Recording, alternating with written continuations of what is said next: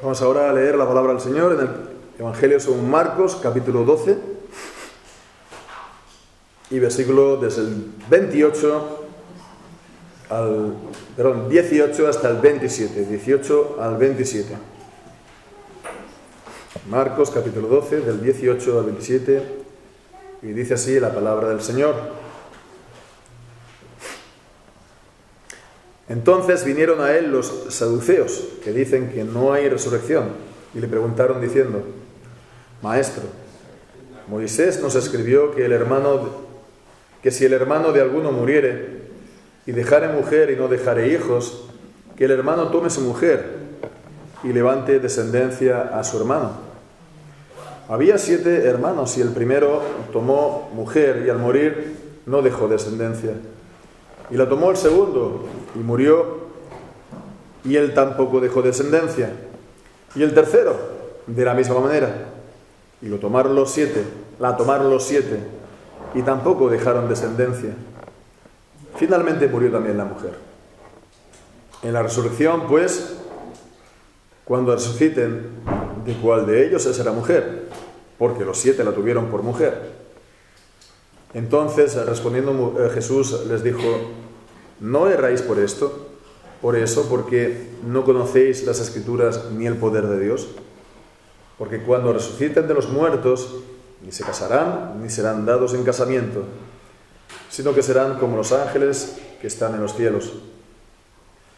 Y acerca de que los muertos resucitan, ¿no habéis leído en el libro de Moisés cómo le habló Dios en la zarza diciendo: yo soy el Dios de Abraham y el Dios de Isaac y el Dios de Jacob?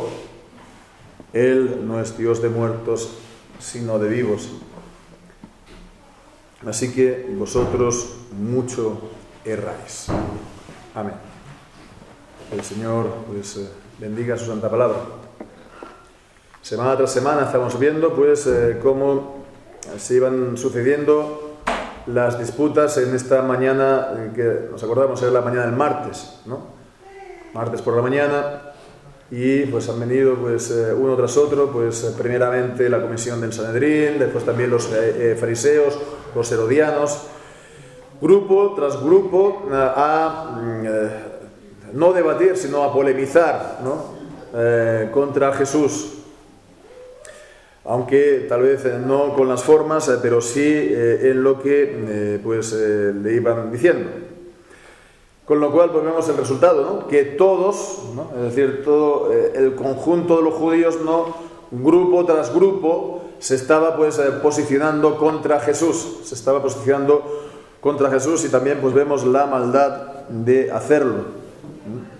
La maldad de la incredulidad. Porque Jesús había demostrado que Él era el Hijo de Dios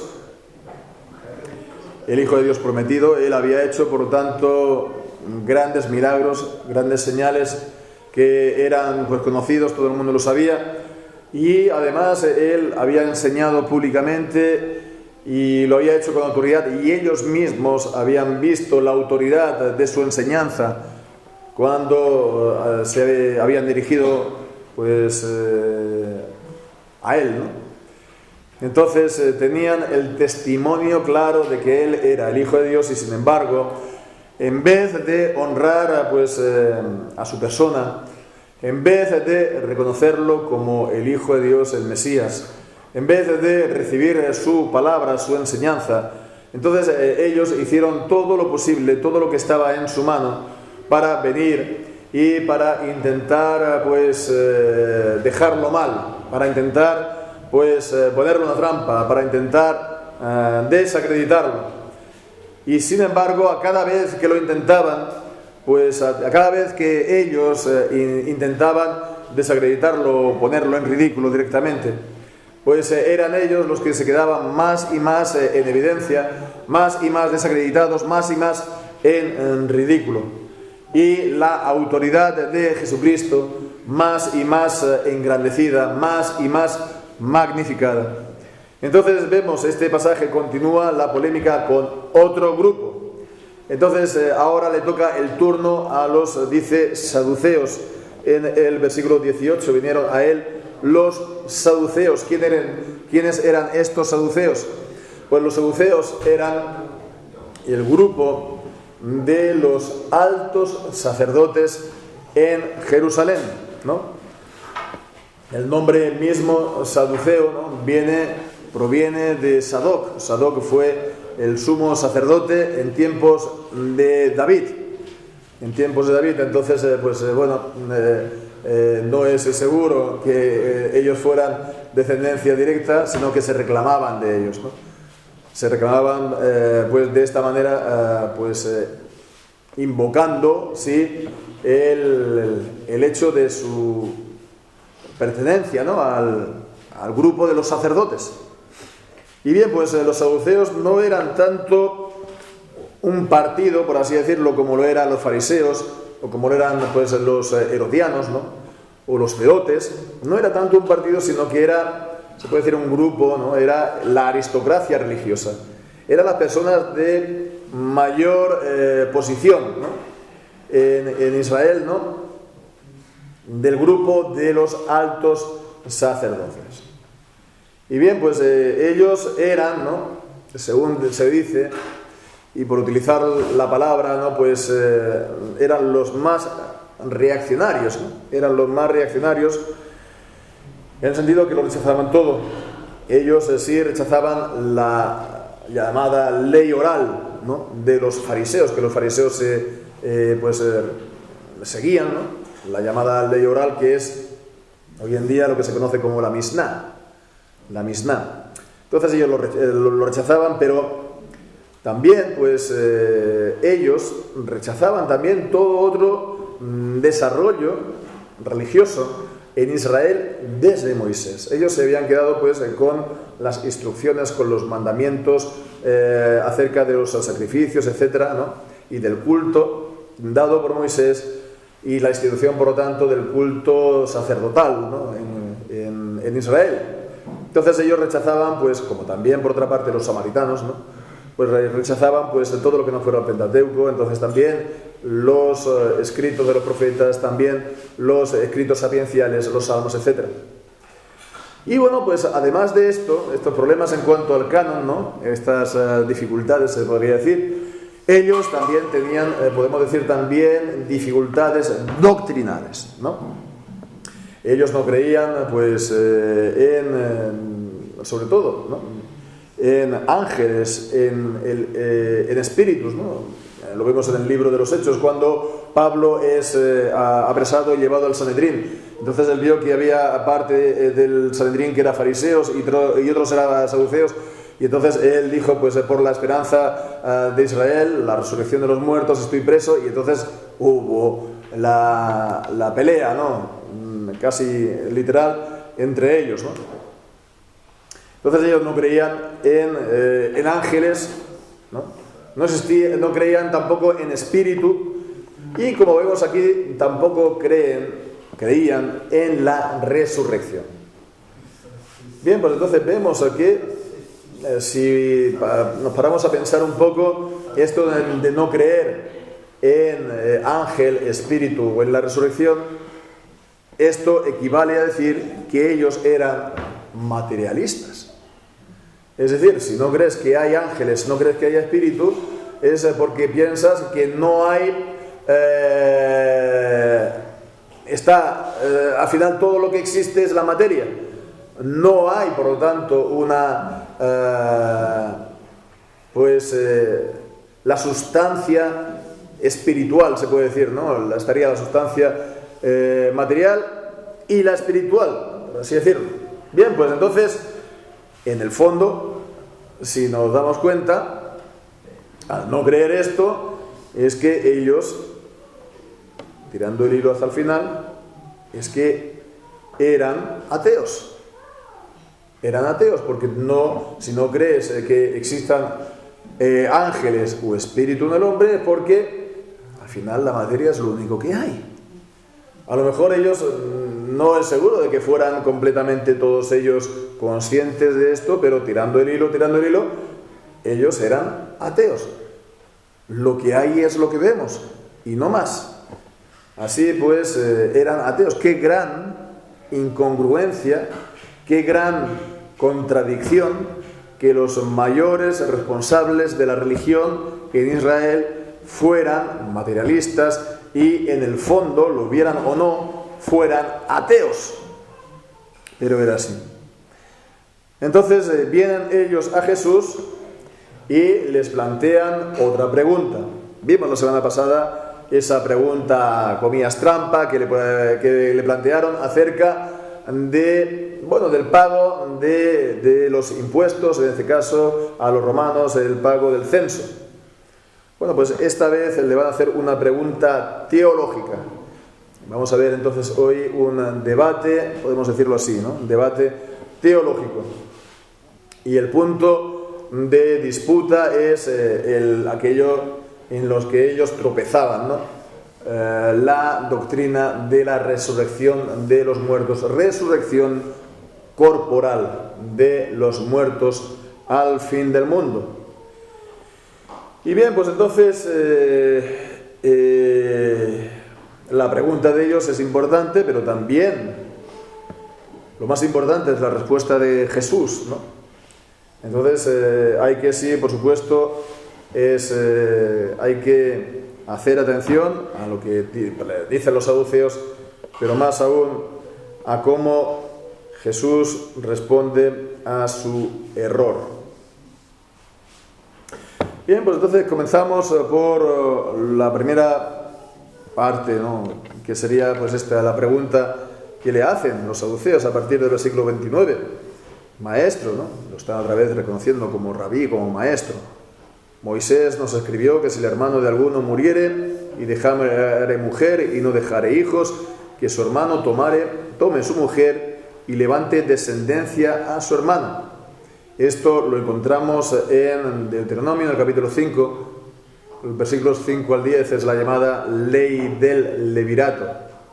No es una institución que lo haya hecho Moisés, porque vemos en Génesis capítulo 38, pues lo mismo con los hijos de Judá, ¿no? Con Tamar y también pues Onán y el tercer hijo que al final no llegó a juntarse con Tamar, ¿no? Porque el primer hijo de Judá pues se murió sin descendencia. Entonces es una práctica, ¿no? Preexistente, pero que la Biblia lo recoge y lo institucionaliza, lo regula. Que es pues para que el nombre del marido no se pierda, tenga descendencia y también pues la heredad, ¿no? del padre pues continúe, ¿no? Se perpetúe la heredad y que las heredades pues no se fueran pues perdiendo o rodando de aquí para allá, ¿no? Quedara siempre en la familia.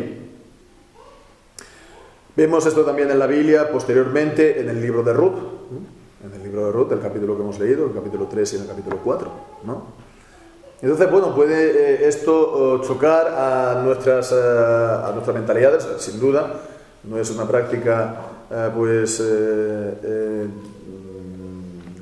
actual, ¿no? Lo ha sido a lo largo de la historia, pero en todo caso no es una institución de Dios en la palabra, en el sentido de que Él lo haya instituido directamente, sino más bien regulado. Como también el divorcio. El divorcio no lo ha instituido Dios, lo tenemos regulado en el Antiguo Testamento. Y también así toda una serie de cosas, ¿no? La esclavitud, etcétera, no está instituida directamente, sino que está regulada. Y bueno, pues entonces es de esta manera como se tiene que contemplar la ley del levirato como tal. Pero bueno, esto es, digamos, la excusa para los saduceos con la cual vienen a Jesús, ¿no? Entonces le cuentan esta historia de que el marido se murió y dejó a la mujer, y entonces después, continúa la ley. Había, versículo 27, 7 hermanos y el primero lo tomó mujer y el primero tomó mujer y al morir no dejó descendencia. Y entonces, versículo 21, lo tomó el segundo, murió tampoco dejó descendencia, el tercero también murió, y así pues hasta los 7, ¿no?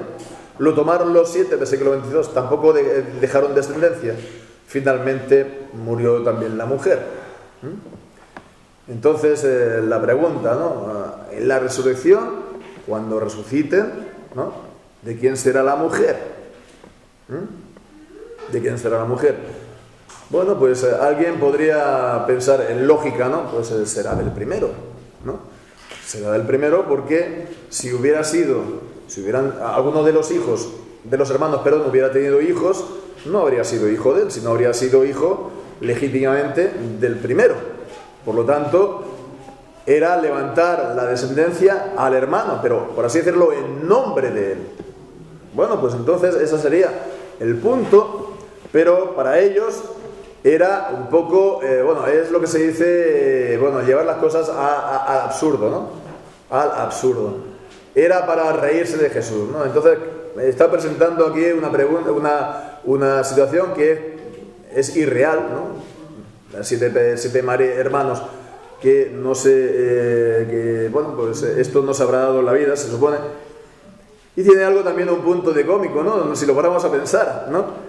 Porque, el primero se pudo morir y el segundo también, hasta el tercero, pero ya el cuarto dice, todos han estado con ella, ni han tenido hijos y se han muerto, pues me voy a quedar yo aquí, no voy a hacer que me muera yo o el quinto. No, quiere decir, ya 2 o 3, pero ya 4 o 5, hasta 7, todos murieron, ¿no? ¿Qué tenía la mujer? ¿No? ¿Qué le darían la comida? No sé.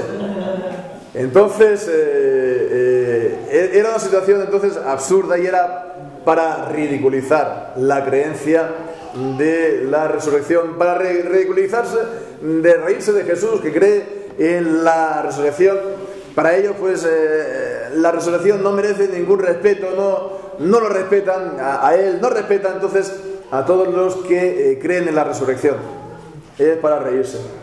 Pero al mismo tiempo, si miramos un poco al fondo de lo que ellos están diciendo aquí, pues se podría hasta ver un medio argumento encerrado, ¿no? Acerca de la posición de ellos, que es, o más bien dicho, refleja la manera de pensar de los saduceos.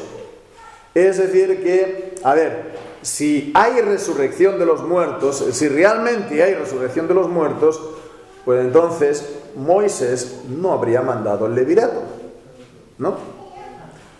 O si hay resurrección de los muertos, entonces tiene que haber una continuidad de las mismas condiciones, ¿no? De las mismas situaciones de vida que hoy, ¿no? Sería la misma continuación de la vida tal como la conocemos hoy en día, ¿no?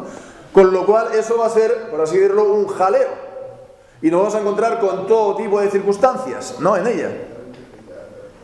Entonces, si hay, resurrección, es manteniendo el mundo y la vida como la conocemos hoy en día, y vaya problema, o, por lo tanto, si no es así, entonces la ley del levirato, por ejemplo, contradeciría la resurrección, ¿no? Es solamente un ejemplo, podrían haber dicho otros muchos más, ¿no? Bien, pues entonces, ¿qué podemos decir acerca de esto? Bueno, pues nos podemos quedar solamente en la manera de proceder de ellos, ¿no? Es decir, esta manera un poco socarrona, ¿no? De venir a Jesús, ¿no? Esta manera, de aquel que está bien pagado de sí mismo y que ni siquiera, toma en cuenta a lo que viene a decir, en este caso, Jesús, ¿no? Esto refleja muy bien, ¿no? La actitud en general de los incrédulos, y en particular de los incrédulos que no quieren creer, ¿no? No es aquello de que no creen porque no les ha llegado la palabra, ¿no? Todavía, pero que de aquellos que están, habiendo recibido algún conocimiento, habiendo recibido algo, de la palabra, ellos rechazan creer. El recurso muchas veces es el humor, ¿no? Entre comillas, ¿no? El reírse de. el reírse de los cristianos. Mira, estos pavos, estos aquí, tontitos cristianos, ¿no? O de la Biblia, ¿no? Mira la Biblia, el libro este de hace 2000 años, ¿no? ¿Quién me tiene que venir a contar a mí, ¿no? O al hombre del siglo XXI, ¿no? ¿Cómo piensas, cómo crees que un hombre del siglo XXI como yo, pues entonces tome en consideración, tome en serio estas historias de que Dios creó al mundo, o que los milagros, que existan milagros, o que pues Jesús multiplicó los panes y los peces, o etcétera, etcétera? Esto es algo pues para gente un poco débil de mente, pero como nosotros, ¿no? Pues gente que tiene la cabeza en su sitio. ¿Cómo vamos a tomar esto en serio? La actitud, ¿no? Seguramente la habremos topado alguna que otra vez, ¿no? Bien, pues entonces es el tener las ideas como preconcebidas, ¿no? Y el estar muy seguro de sí. Y bueno, pues esa altivez, ¿no? Al final de ponerse por encima de los cristianos, pero en el fondo de la palabra de Dios, ¿no? Y tratar a la palabra de Dios de nada, ¿no? De nadería, de chiquillería, ¿no? Y para reírse de ella. Esta es la actitud, sin duda, que ha matado a los filósofos, ¿no? Ha matado a los filósofos en tanto en cuanto ellos han permanecido en esa incredulidad y en esta soberbia, ¿no? De, bueno, pues, tú crees en esto pues porque eres todavía un menor de edad, ¿no? Como diría el Kant, eres un menor de edad, pobrecito, de estar sometiéndote tú voluntariamente, ¿no? a estos cuentos por la autoridad de la religión o por la autoridad de la Biblia, ¿no? Tienes que quitarte estos yugos de encima, ¿no? Para ser una persona adulta como yo. Esta es la actitud que ha matado a los filósofos, porque con esta actitud no han podido, por lo tanto, conocer a Dios por medio de su palabra, y han muerto todos ellos hasta el día de hoy en sus pecados, ¿no? Y toda su filosofía no le ha librado de la muerte, y tampoco le ha librado de la sentencia de Dios después de la muerte. Esta es la actitud que se ha pasado al conjunto de la sociedad, que en la antigüedad pues podía tener cierto respeto, se podía detener un poco todavía ante la religión, los ministros, la palabra, la iglesia, ¿no? Todo esto, pero que al final pues ha adoptado esta misma actitud de burla, ¿no? De no tomar en cuenta para nada las cosas de Dios. Bueno, pues en todo caso es bueno, ¿no? Tenerlo esto presente, ¿no? Sécase la hierba, marchítase la flor, pero la palabra del Dios nuestro permanece para siempre. En Isaías, en 1 de Pedro, capítulo 2. El hombre con toda su gloria, con toda su supuesta sabiduría, ¿no? Con toda su poder, va a la nada, pero la palabra de Dios permanece para siempre. Y los hombres no son tan listos como ellos se creen. Por lo tanto, si uno es listo según el mundo, pues hágase necio, ¿no? Para conocer a Dios, ¿no? Para conocer a Dios por medio de su palabra. Pero bueno, vemos también la importancia, sobre todo, de la respuesta de Jesús, y es lo que viene a continuación, ¿no? En el versículo 24. Entonces, respondiendo Jesús, les dijo: no erráis por eso, porque no conocéis las Escrituras ni el poder de Dios. El Señor Jesús entonces está aquí hablando por orden, ¿no? Y la respuesta de Jesús, vemos, tiene dos partes, ¿no? Que no, bueno, le está diciendo que están en el error, ¿no? Y la razón o la causa del error, que es no conocer las Escrituras por un lado, ni conocer el poder de Dios para otro. Entonces, bueno, es un poco también programático, ¿no? Este versículo 24 lo que dice, el versículo 24 no, el versículo 24 sí, estas dos partes, no conocer las Escrituras sino conocer el poder de Dios, de lo que dice a continuación también, ¿no? De lo que va a decir a continuación, primeramente pues versículo 25, cuando habla del poder de Dios, y en el versículo pues también 26 de las Escrituras.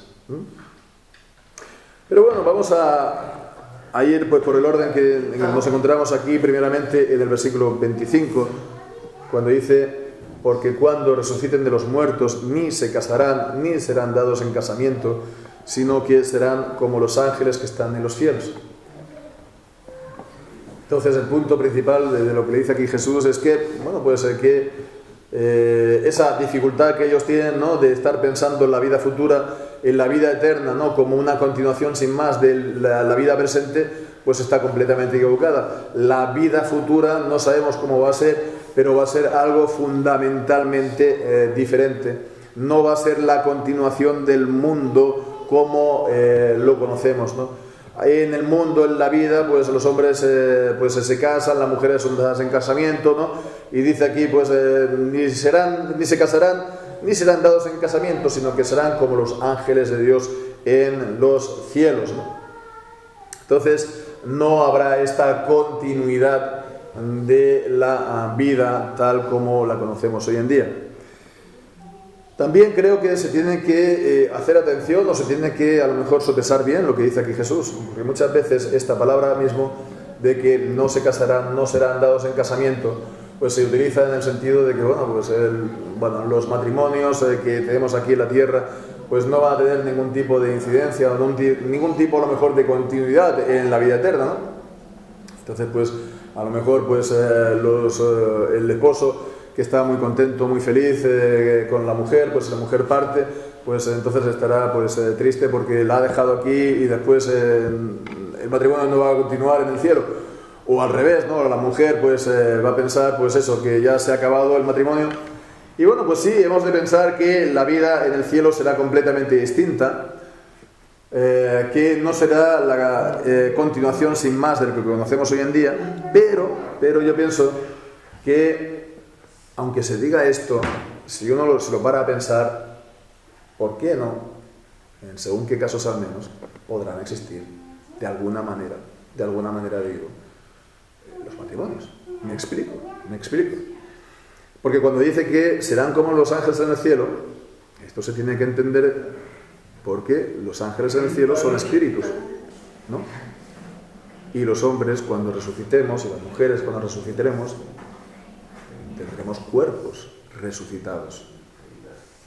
Entonces, con nuestros cuerpos se supone que haremos cosas, trabajaremos, andaremos, ¿no? No sabemos si dormiremos, no lo sé. Pero en todo caso, viviremos con nuestros cuerpos. Y cada uno también con su identidad, ¿no? El Señor da a cada uno una identidad nueva y un nombre nuevo, pero su identidad. No sabemos hasta qué punto habrá el recuerdo de la vida pasada aquí en la tierra, pero sin duda contará, porque el Señor a los que sean salvos les dará también en función de sus obras. A algunos les darás más, a otros menos, a otros serán salvos como por fuego, ¿no? Como también el Señor a los que sean dignos de más de azotes les darán más azotes, ¿no? En el castigo eterno, y a otros menos. Entonces, eso será en función de la vida, ¿no? En función de la vida presente. Con lo cual, entonces uno se puede por lo menos como mínimo preguntar, ¿no? Ante ese reflejo de decir, no, es que no va a haber ningún tipo de matrimonio. Preguntar entonces que si un matrimonio en esta vida se ha pasado toda la vida juntos, si un matrimonio se han respetado, se han querido, han sido fieles, ¿no? Y no se ha roto el matrimonio, pues entonces, ¿por qué no pensar que ellos puedan estar juntos de alguna manera especial en el cielo? Y juntamente también con sus hijos, ¿no? Bueno, verán también a sus hijos que engendraron, que vinieron de ellos y que también serán salvos, ¿no? Quiero decir que no será entonces, creo yo, pues, un paraíso o una vida eterna de unos espíritus, ¿no? Sin forma, y que cada uno estará en su nube, ¿no? En su nube particular, ¿no? En su gloria individual y particular, sino que de alguna manera también habrá algún tipo de interacción con los demás, se supone, ¿no? A no ser que se conciba la vida eterna como un fusionarse de todos y cada uno en el ser de Dios, lo cual sería la divinización de cada uno, y creo que esto lo rechazamos porque la gloria de Dios es única y exclusivamente para Él, y no vamos a fundirnos ni a disolvernos en el ser de Dios, ¿no? Como a lo mejor piensan, ¿no?, las religiones orientales. Entonces no digo que eso sea en todos y cada uno, digo, habrán pues, claro, los que sean, por ejemplo, simplemente los que han viudado, ¿no?, y se han vuelto a casar, evidentemente pues no será de la misma manera, ¿no? Pero bien dice Jesús en Juan capítulo 14, versículo 2, que en la casa de mi Padre muchas moradas hay, ¿no? A unos le dará más, a otros menos, a unos en función de lo que han vivido, en fin. Entonces, creo que es una cosa como mínimo a pues, tenerlo presente y a meditar. Pero bien, después vemos en cuanto a lo que dice de la resurrección de los muertos en las Escrituras. Dice: no erráis por esto, porque no entendéis el poder de Dios o conocéis el poder de Dios ni las Escrituras. Entonces, las Escrituras del Antiguo Testamento ciertamente pues anunciaban y también pues enseñaban acerca de la resurrección de los muertos. Por ejemplo, en Isaías capítulo 26 y versículo 19. Isaías capítulo 26 y versículo 19,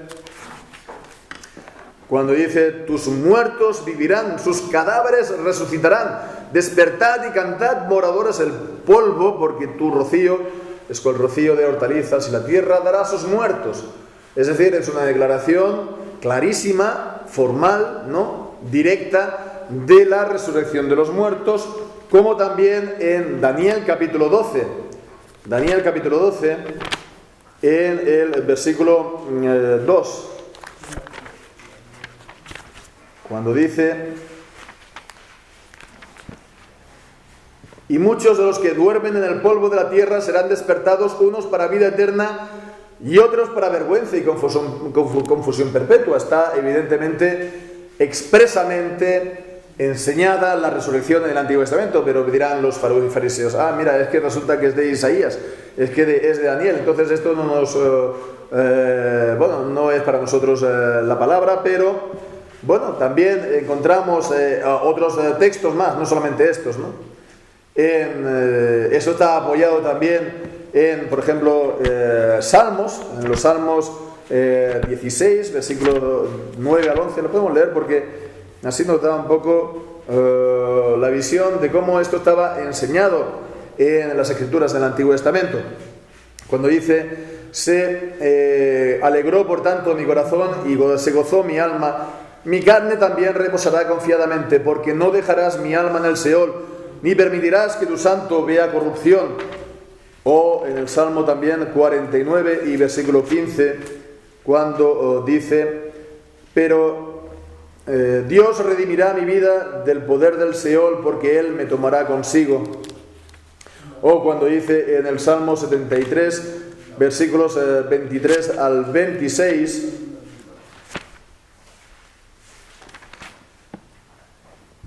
con todo yo siempre estuve contigo, me tomaste de la mano derecha, me has guiado según tu consejo, y después me recibirás en gloria. ¿A quién tengo yo en los cielos sino a ti? Fuera de ti nada deseo en la tierra. Mi carne y mi corazón desfallecen, mas la roca de mi corazón y de mi porción es Dios para siempre, para siempre. Y después también está ese tan conocido pasaje, ¿verdad?, de Job, capítulo 19, Job 19, versículos 25 y 26.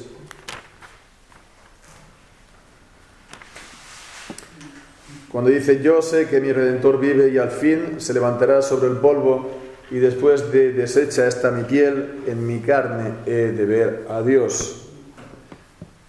Entonces está pues enseñada claramente en los profetas, en los escritos, y como he dicho, pues estas porciones de la Escritura no tenían a bien a recibirlo.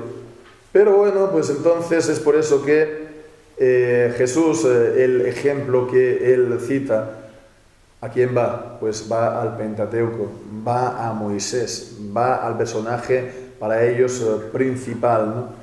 Y al pasaje de la zarza, cuando Dios se le aparece, al pasaje de la zarza del llamamiento de Moisés en Éxodo 3. Y bueno, pues entonces la prueba bíblica que él le da pues es bastante sencilla, pero en el fondo es del todo contundente, porque dice en el versículo 26 acerca de que los muertos resucitan: ¿no habéis leído en el libro de Moisés cómo Dios le habló en la zarza diciendo: yo soy el Dios de Abraham, el Dios de Isaac y el Dios de Jacob? El Dios de Abraham, el Dios de Isaac y el Dios de Jacob, que vivieron cada uno sucesivamente, ¿no? Uno después de otros, y aquí pues él se declara el Dios de los tres simultáneamente al mismo tiempo. Entonces, no que él, Dios, había sido el Dios de ellos cuando ellos estaban en vida, sino que él es el Dios de ellos. Él es ahora el Dios de ellos, por tanto, esto implica que ellos tienen vida, que ellos están vivos. Y bueno, pues entonces esto implica la pervivencia, por lo tanto, la supervivencia de su alma, y que al final, por lo tanto, pues esto, al final del tiempo, sus almas van a ser reunidas a sus cuerpos resucitados. Esto es lo que, digamos, apoya, pero en el fondo, sobre todo, en lo que dice, la que prueba la resurrección dice, porque Dios no es un Dios de muertos, sino de vivos, así que vosotros mucho erráis. Dios es un Dios no de muertos, sino de vivos. Dios es el Dios vivo y verdadero. Dios, en Él está la vida, Juan capítulo 1, ¿no? Él es la vida. Jesús mismo, como Hijo de Dios, dice: yo soy el camino, la verdad y la vida. Entonces, Él es el que ha dado vida a todas las cosas, y la muerte es la paga del pecado. La muerte es la sentencia por el pecado, por lo tanto no es algo que Dios haya creado. Dios es un Dios de vivos, en Él está la vida, y conocerlo es la vida eterna. Él es el dador de la vida, tanto física como también espiritualmente. Así pues, si Dios le da a alguien esa vida, pues entonces esa vida permanece en él. Si Dios le da a alguien la vida, también la vida espiritual, la vida del Espíritu, esa vida permanece. Entonces, esto significa, por lo tanto, tener vida eterna. Tener vida eterna. Y esta es la promesa que está encerrada en la promesa del pacto, ¿no? Cuando Dios se aparece a Abraham en Génesis 17 y dice, pues, porque yo seré el Dios de ellos, ¿no? De tu descendencia para siempre, y ellos serán mi pueblo. El ser el Dios de ellos, lo que implica, por lo tanto, es la promesa de que Él les va a dar la vida eterna, ¿no? Ellos serán mi pueblo, entonces ellos son los que me van a servir, ellos son los que me van a adorar, pero yo seré el Dios de ellos. Yo me voy a comunicar, yo voy a hacerles partícipes de la vida eterna, les voy a conceder la vida eterna. Y esto, por lo tanto, ya estaba presente en la Escritura. Esto estaba contenido en ello. A lo mejor, pues, esto lo lees y no te das cuenta de ello a primera vista, ¿no? Por eso se tiene que meditar en las Escrituras y se tiene que reflexionar en las Escrituras, meditando y reflexionando en las Escrituras, se puede encontrar estos tesoros, ¿no? Como aquí, como en tantos otros lugares. Entonces ellos mucho erraban porque no conocían ni las Escrituras ni el poder de Dios. Bien, pues entonces, habiendo visto esto, entonces, ¿cuál sería para nosotros, digamos, el uso, la aplicación de esto, de este pasaje para nosotros? Pues creo que podemos seguir lo que dice aquí Jesús en el versículo 24, ¿no? No erráis por eso, porque no conocéis las Escrituras ni el poder de Dios. Estas palabras de Jesús nos están dando el origen del error de los saduceos y podemos incluso preguntarnos si aquí no está el origen de todo error y de toda herejía incluso en la iglesia, entre los cristianos hoy. No conocer ni las Escrituras ni el poder de Dios. Comenzando pues primeramente por las Escrituras, no conocer las Escrituras. Y esto, recordemos que se lo había dicho a los ministros, es decir, a aquellos que comían de las ofrendas santas, aquellos que habían sido santificados y consagrados al culto a Dios, aquellos que, bueno, pues que tenían que también, pues, enseñar, ¿no? Enseñar la ley, ¿no? Como vemos en Malaquías, ¿no? Que el pueblo buscará del sacerdote la ley. Entonces ellos tenían que conocer las Escrituras y sin embargo ellos no las conocían, no las conocían. Entonces esto nos podemos también, ¿no? Decir que esto mismo es lo que ha ocurrido también en el cristianismo y también en los ministros, en aquellos que han de dar la palabra al pueblo. No sé por qué, pero también, curiosamente, acaban ¿en qué? Acaban en el ateísmo. Acaban negando, pues sí, la existencia incluso del alma, la existencia, por supuesto, de la resurrección, del juicio final. ¿Cuántos no han negado del liberalismo? Esto es algo clásico del liberalismo del siglo XIX. Negar que Jesús resucitó. No. Y si Jesús no resucitó, no hay resurrección de los muertos. Y entonces, de esa manera, el cristianismo, ¿qué es? Es un mensaje para esta vida presente, para vivirla a lo mejor de una manera, pues, bueno, un poquito más llevadera, ¿no? Un poquito más correcta, ¿no? Pero no más, no tiene ningún tipo de trascendencia, no va más allá. Y es a donde han caído los ministros y por consiguiente las iglesias, primeramente las iglesias establecidas, las iglesias nacionales, las iglesias del protestantismo, de la Reforma, pero progresivamente esto se ha ido expandiendo también pues a otros círculos, ¿no? Evangélicos, etcétera.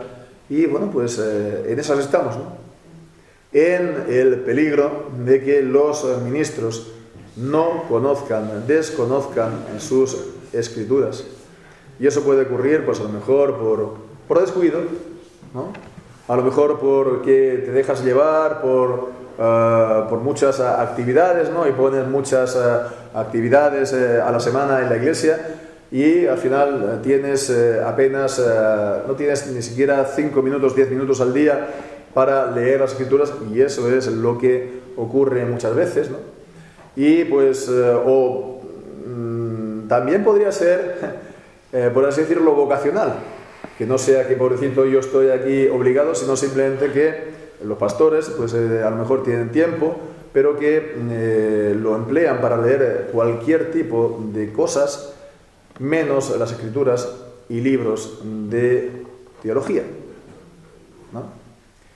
Entonces, bueno, evidentemente no digo yo que el pastor o los pastores no tienen que leer otros libros, por supuesto que sí, tienen que leer mucho de muchas cosas, o de todas las cosas, no un poco, pero sobre todo y por encima de todo tienen que leer de la teología, pero sobre todo y por encima de todo de las Sagradas Escrituras. Y tienen que conocerlas, pues no voy a decir perfectamente, porque perfectamente es imposible, pero lo mejor que él pueda, con la ayuda de Dios. Tiene que leerlas de corrido, tiene que leerlas en profundidad también, y tiene que hacer de esto su objeto de estudio para toda la vida, como cuando uno se casa con una mujer, pues para toda la vida tiene que estar ocupado en las Sagradas Escrituras. Y pues, para poder traer las Sagradas Escrituras al pueblo que Dios le quiera dar como ministro. Entonces tiene que leerla, tiene que estudiarla, tiene que memorizarla, tiene que conocerla, tiene que sobre todo orarla, tiene que hacerlo todo esto en una actitud de oración. No solamente pues como si fuera aquí un estudio analítico, científico, etcétera, de desgranar y diseccionar pues cómo la Biblia se escribió, el proceso histórico o de los manuscritos, etcétera, que es la manera como muchos también estudian, una manera un poco, comillas, científica, ¿no? Tienes que leer el resultado final, porque Dios no ha querido pues mostrar, ¿no?, a todos la manera como la Biblia se construyó o se escribió. Y si Él no lo ha querido pues mostrar, no tenemos que nosotros ir a descubrirlo, porque eso sería pues realmente bastante osado y pretencioso por nuestra parte. No hemos de mirar aquí ni la crítica textual, de mirar aquí, reconstruir el texto manuscrito original, porque Dios ha tenido ciertamente cuidado de su palabra y la ha preservado, y no tenemos que nosotros venir a descubrirlo todo, descubrir cuál fue el texto original, ni cómo Isaías fue escrito, ni cómo el Pentateuco, ni cómo pues los libros a lo largo de la historia o los libros del Nuevo Testamento. Es una pérdida de tiempo en la que muchos pues se entregan, y poca edificación van a sacar de esto. Entonces, si alguien dice, mira, es que es muy aburrido, ¿no?, estar leyendo la Biblia, estar leyendo el libro de la religión sobre todo, ¿no? Es que es muy aburrido eso. Pues entonces le voy a decir, mira, si tú piensas que es aburrido, sencillamente es que no estás llamado al ministerio. Si tú piensas que leer la Biblia, si tú piensas que estudiar la Biblia, si tú piensas que leer libros de teología es aburrido, pues entonces mejor te puedes dedicar a cualquier otra cosa que te irá mejor en la vida, ¿no? Y lo harás entonces sin ningún conflicto, ¿no?, sin ninguna contradicción, ¿no? Ya digo, el pastor debe leer, ¿no?, de todo un poco, ¿no?, con moderación, ¿no?, pero sí, nadie le dice que el pastor sea un completo ignorante del mundo en que vive, ¿no?, ni de la filosofía, ni de la ciencia, ni de la historia, ni de la etcétera, etcétera, etcétera, ¿no?, pero que eso lo tiene que hacer como complemento y en la medida que pueda, ¿no?, mientras que su principal estudio son las Escrituras. Eso, número uno. Pero no hemos de pensar que esto es solamente algo de ministros, porque el conocimiento de las Escrituras es algo propio de todo creyente. Y cuando en Deuteronomio, Moisés mismo en Deuteronomio capítulo 4, en el versículo 10, pues decía estas palabras, el día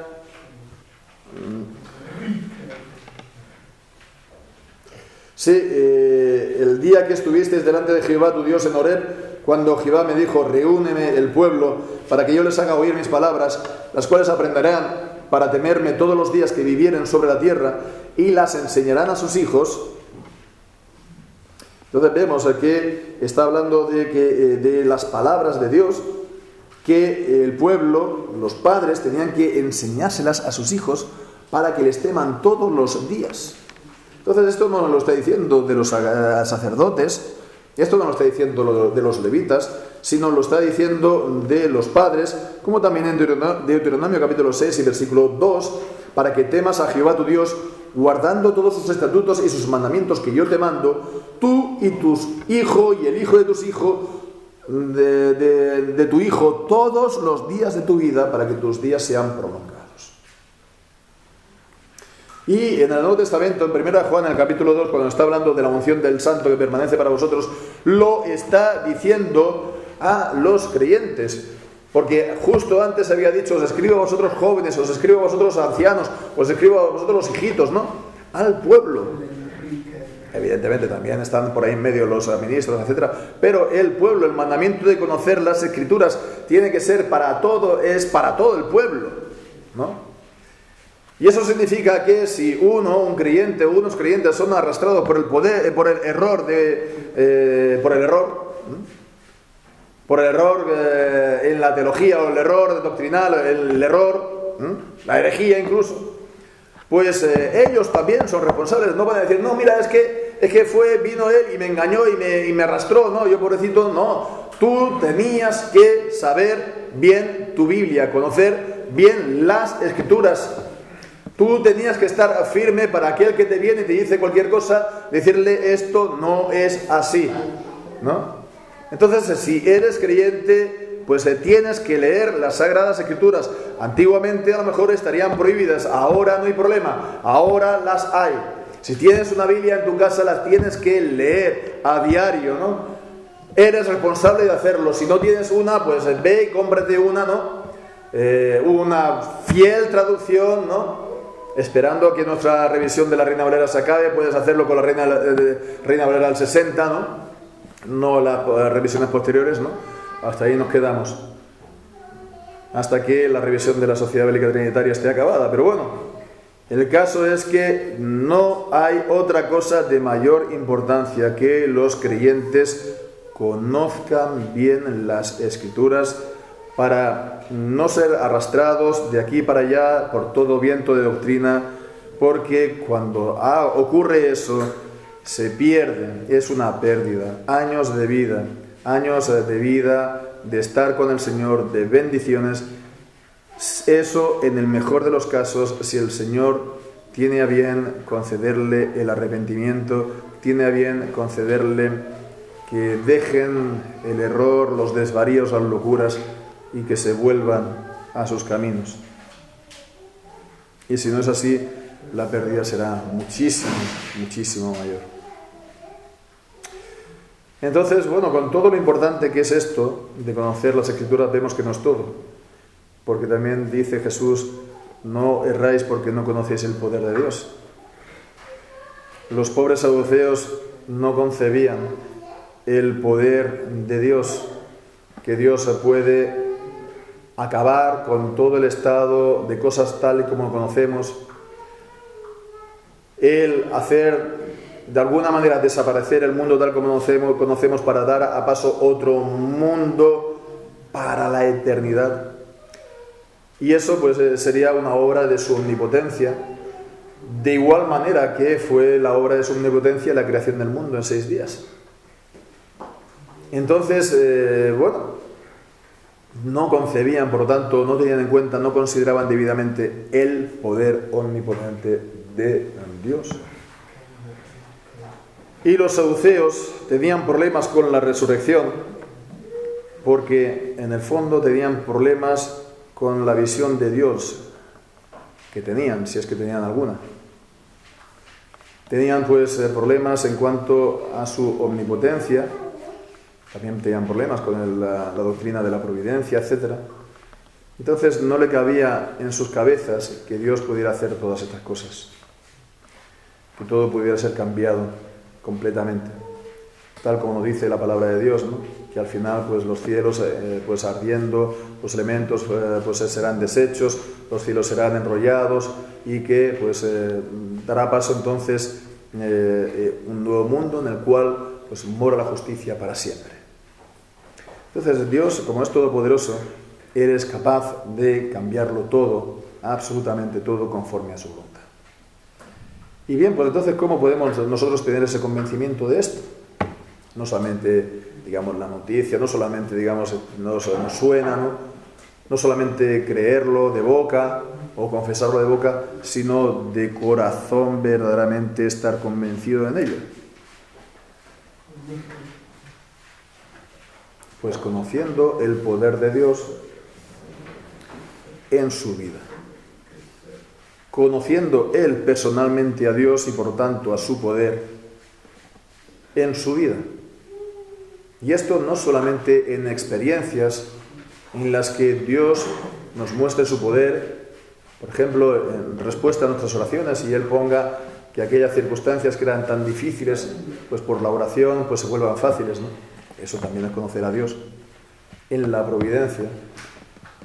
Y es bueno, y hemos de buscarlo, y hemos de orar a Dios para que Él nos muestre su mano y su poder de esta manera, ¿no? Y podamos conocer grandes obras de Dios en nuestra vida, sí.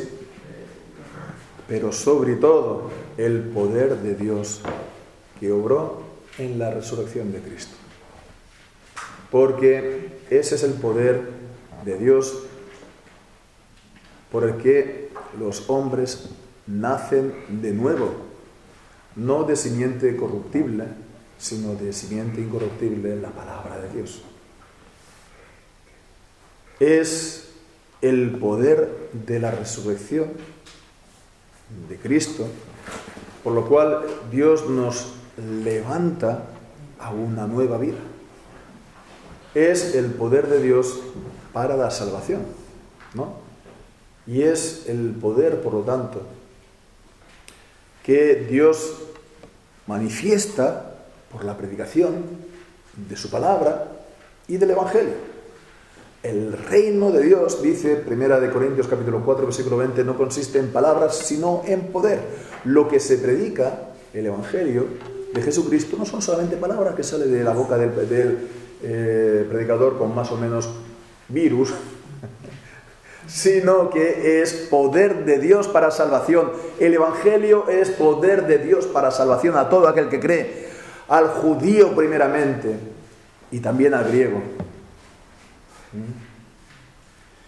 Y los creyentes, cuando están recibiendo la palabra de Dios, están gustando los poderes del siglo venidero, nos dice Hebreos capítulo 6, versículo 2 o versículo 5. O nos dice también en Gálatas capítulo 6 y versículo 15 acerca de la nueva creación, ¿no? De la nueva creación o de la nueva criatura.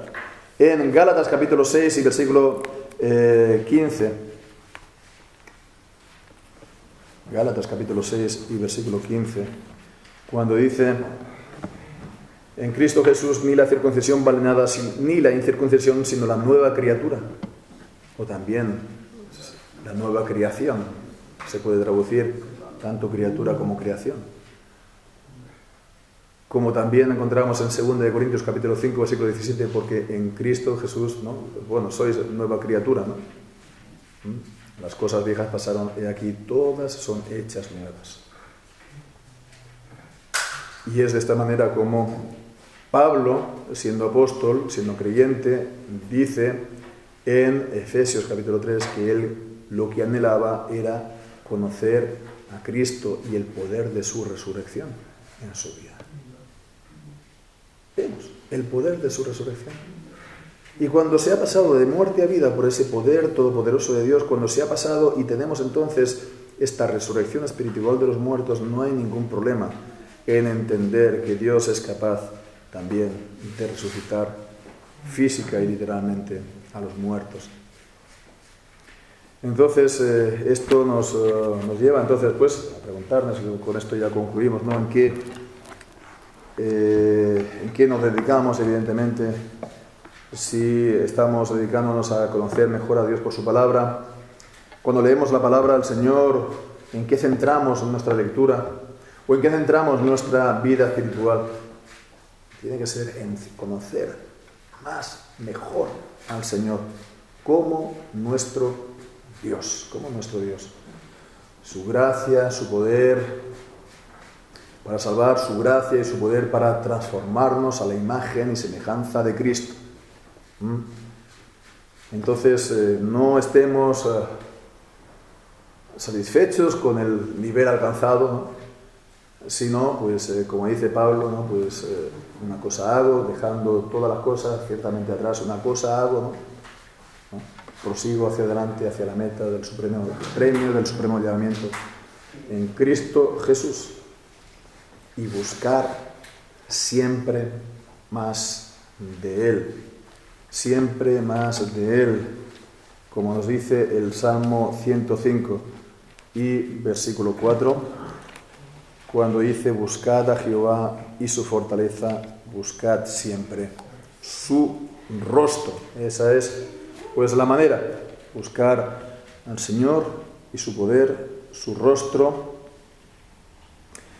y de esa manera entonces somos guardados también del error y somos guardados en Cristo, en esta esperanza viva por la resurrección de los muertos, que nos dice Primera de Pedro. Pues que así sea. El Señor bendiga su palabra. Amén.